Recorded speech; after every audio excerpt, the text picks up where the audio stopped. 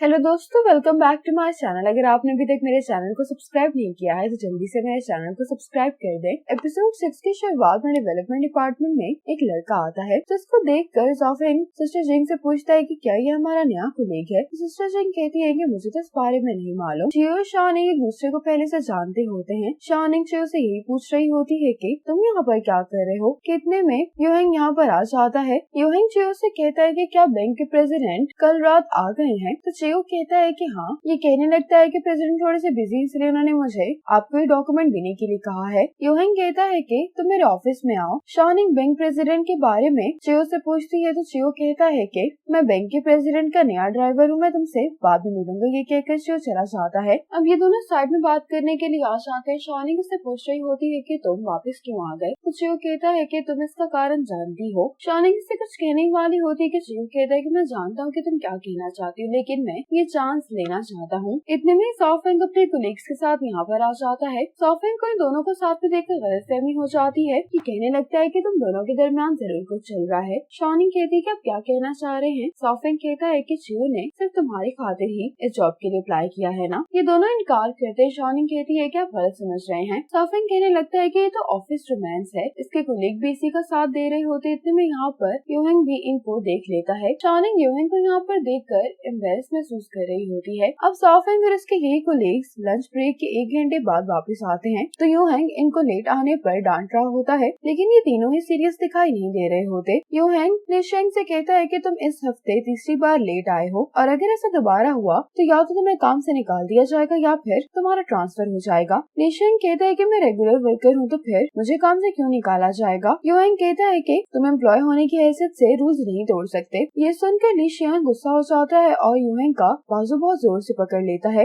लेकिन ज़ॉफिंग लिशेंग को साइड पर करता है। शाओनिंग भी ये सब देखकर परेशान हो रही होती है। ज़ॉफिंग यूहेंग से कहता है कि लिशेंग का घर यहाँ से काफी दूर है, उसको लिफ्ट के लिए काफी इंतजार करना पड़ता है और तुम रूल्स की बात कर रहे हो तो फिर तो ये काम करने का वक्त है, अब हमें काम करना चाहिए। अब शाओनिंग देख लेती है कि यूहेंग अपने मेडिसिन लगाने वाला है, इसलिए यूहेंग को मैसेज करके कहती है कि तुम अपनी मेडिकल किट लेकर ऊपर आ जाओ। अब शाओनिंग जब यूहेंग के मेडिसिन लगा रही होती है तो यूहेंग कहता है क्या ये अब से नहीं मिलने की जगह है। शाओनिंग कहती कि हाँ, क्योंकि स्टेयरवेल में मिलना सेफ नहीं है, जब कभी हमें मिलना होगा हम यहीं पर मिलेंगे। यूहेंग कहता है कि जब तुम स्टेयरवेल में चियो से बात कर रहे थे तो ज़ॉफिंग और बाकी ये बात कर रहे थे कि चियो तुम्हारा एक्स है शायद। शाओनिंग कहती कि ये सब बकवास बातें हैं, मेरे और चियो के दरमियान कुछ भी नहीं है। यूहेंग कहता है कि मुझे मालूम है। शाओनिंग कहती कि तुम्हें क्या मालूम है। यूहेंग कहता है कि तुम सिर्फ एक ही रिलेशनशिप में रही हो और मैं ये बात अच्छे से जानता हूँ कि तुम्हारे 2 एक्स नहीं हो सकते। शाओनिंग यूहेंग से कहती कि बैंडेज हो गया है। यूहेंग पूछता है कि क्या चियो तुम्हारा क्लासमेट था।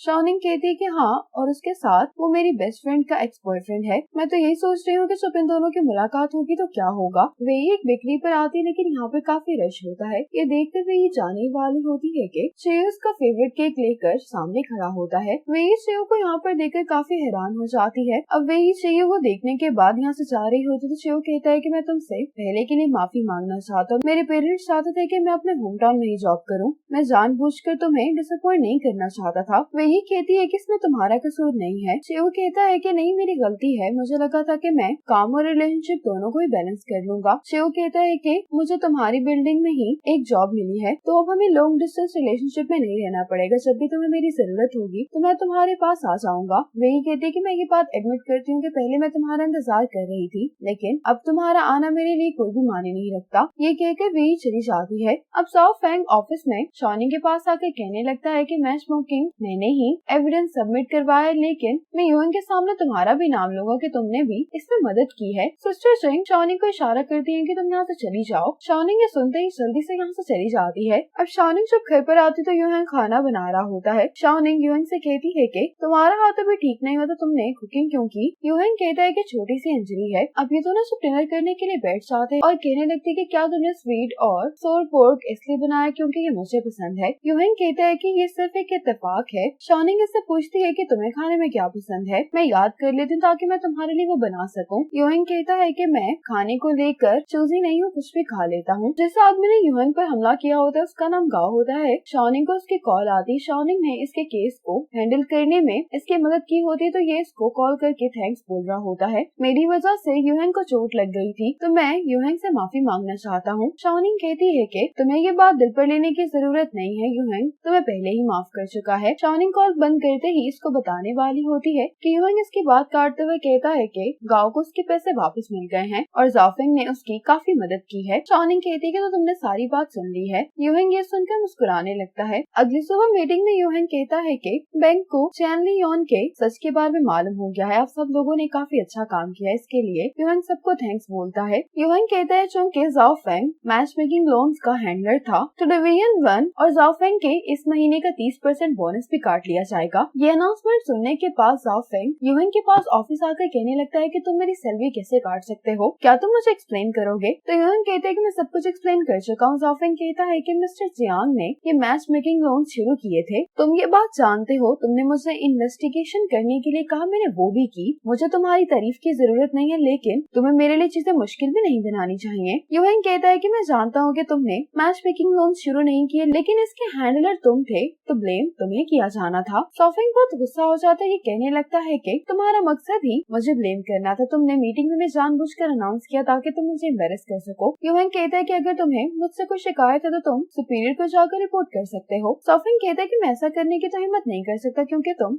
अगले दिन ही मुझे काम से निकाल दोगे। लेकिन तुम एक बात याद रखो, मैं पिछले 8 सालों से इसी डिवीजन में काम कर रहा हूँ, तो मैं जानता हूँ कि मुझे आगे क्या करना है। ये धमकी देने के बाद जाओफेंग यहाँ से चला जाता है। अब जाओफेंग इस वजह से काफी अपसेट हो गया होता है, तो शाओनिंग को भी अपने कोलीग्स के साथ ड्रिंक करने के लिए आना पड़ता है। इतने में शाओनिंग को इसकी मॉम की कॉल आती है, जो कि इसको कहती है कि आज यूहंग की मॉम के ट्रीटमेंट का आखिरी दिन है, तुम्हें हॉस्पिटल जाना चाहिए। शाओनिंग मॉम से कहती है कि मम्मा फिक्र नहीं करें, मैं फौरन पहुंच रही हूँ। अब शाओनिंग के सारे कोलीग्स ये देखकर हैरान होते हैं कि यहाँ पर सिस्टर चिंग डांस कर रही हैं। जाओफेंग ने आखिरी बार सिस्टर चिंग को किसी और लड़के के साथ देखा होता है, तो यही देखकर हैरान होता है कि अब ये किसी और लड़के के साथ डांस कर रही हैं। शाओनिंग इन सबको बताकर चली जाती कि मुझे हॉस्पिटल जाना है। अब शाओनिंग यूहंग की मॉम के पास आ जाती है। मॉम शाओनिंग से कहने लगती है कि यूहंग को सारी बातें अपने तक रखने की आदत है। मॉम कहती है कि अगर तुम्हें यूहंग से कोई भी शिकायत तो तुम इससे बात करने की कोशिश करना, क्योंकि अगर कपल एक दूसरे के साथ अच्छे से बात ना करें तो मसले बढ़ जाते हैं। शाओनिंग कहती है कि मॉम हम दोनों के दरमियान सब कुछ सही चल रहा है, आप ज्यादा मत सोचें।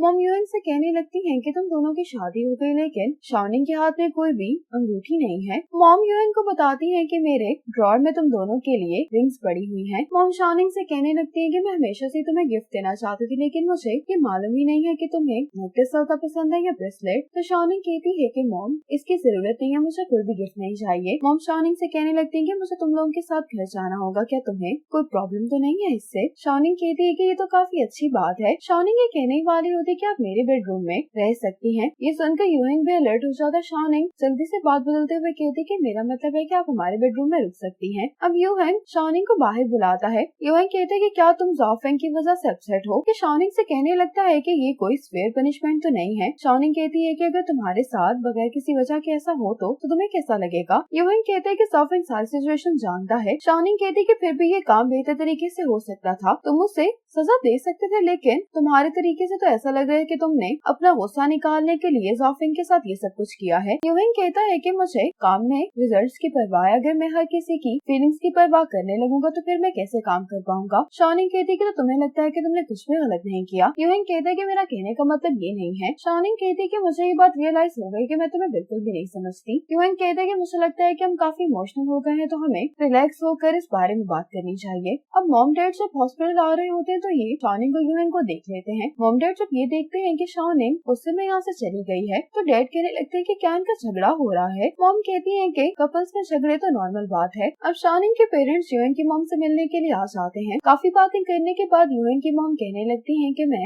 इन दोनों को लेकर परेशान हूँ। इनकी अभी शादी हुई है, लेकिन मुझे लगता है कि इन दोनों के दरमियान कोई मसला चल रहा है। शाओनिंग के मुंह से अभी ये बात निकल गई थी कि ये दोनों अलग कमरों में रह रहे हैं। ये सुनकर शाओनिंग के पेरेंट्स भी हैरान होते हैं। आज शाओनिंग जब अपने पेरेंट्स के घर पर आती तो मॉम कहती है कि यूहंग कहाँ पर है? शाओनिंग कहती है कि वो काम में बिजी है। मॉम शाओनिंग से कहने लगती है कि मैं तुम्हें बहुत मिस कर रही हूँ, तो तुम आज रात यहीं पर रुक जाओ। शाओनिंग रुकने के लिए तैयार हो जाती है। दूसरी तरफ यूहंग परेशान दिखाई दे रहा होता है। शाओनिंग जब अपने पेरेंट्स के साथ शॉपिंग करके वापस घर जा रही होती तो यूहंग कार में बैठा शाओनिंग को देख रहा होता है। शाओनिंग को भी खाना खाते हुए यूहंग का ख्याल आ रहा होता है। शाओनिंग यूहंग से बात नहीं कर रही थी, इसलिए यूहंग शाओनिंग के दोस्त वेई को मिलने के लिए बुला लेता है। यूहंग यूएन कहते हैं कि मैं तुमसे ये पूछना चाहता हूँ कि आखिर वो जाओफिंग के केस की इतनी परवाह क्यों कर रही है। वही कहती है कि तुम्हें तो ये भी मालूम नहीं है कि वो तुम पर गुस्सा क्यों है। यूएन को बताती है कि वो जाओफिंग के मसले की परवाह नहीं करी, बल्कि वो तुम्हारी पर्सनैलिटी को लेकर अपसेट है। वही कहती है कि तुमने उसको इनसिक्योर कर दिया है। यूएन ये सुनकर बहुत हैरान होता है। वही कहती है कि तुम सिर्फ उसके बॉयफ्रेंड नहीं बल्कि उसके बॉस भी हो, तो तुम्हारी हर मूव का उस पर बहुत असर होगा। वही कहती है कि अगर मैं शॉनिंग की जगह होती तो मैं भी तुम्हें रूड और जिद्दी ही समझती। वही कहती है कि सबसे अहम बात है कि तुम ज्यादा बात नहीं करते। दूसरी तरफ शॉनिंग की मॉम से पूछ रही होती है कि तुम्हारे और यूएन के दरमियान क्या मसला चल रहा है। मैं जानती हूँ कि तुम दोनों की शादी काफी जल्दी हो गई है, तो तुम दोनों को अभी एक दूसरे की आदत नहीं है, लेकिन फिर भी तुम्हें सोचना चाहिए कि आखिर तुम्हें यूएन से क्या मसला है। शॉनिंग कहती है कि मॉम,